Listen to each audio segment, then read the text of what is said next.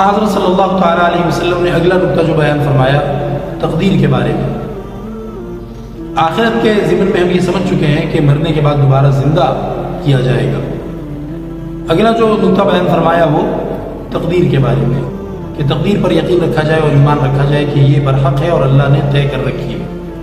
تقدیر کا مطلب یہ ہے کہ اللہ رب العزت نے کائنات کو بنانے سے پہلے ہی کائنات کی ہر چھوٹی بڑی مخلوق کے بارے میں جان رکھا تھا. اللہ کو پہلے سے پتہ تھا کہ کون کیا کرے گا اور کس طرح کرے گا، کون کب کس وقت کیا کام کس طرح کرے گا. اللہ رب العزت کو یہ سب معلوم تھا. تو اللہ تعالیٰ نے اپنے اس علم کو، ازلی علم کو لکھ دیا، تو لوح محفوظ میں لکھ دیا. اسی کو تقدیر کہتے ہیں.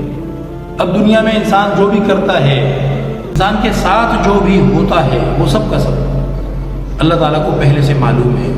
وہ اللہ کے علم ازلی میں تھا اور وہ اسی علم ازلی کے مطابق ہی دنیا میں ہوتا ہے.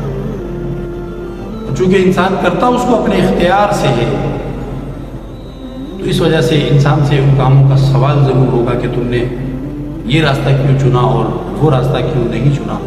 اللہ تعالیٰ ہمارے ساتھ حساب یسیر کا معاملہ فرمائے. اللہ رب العزت ہمیں ایمان کی سمجھ بھی نصیب فرمائے کہ کیا ہوتا ہے، اور ایمان کے تقاضوں پر عمل بھی نصیب فرمائے.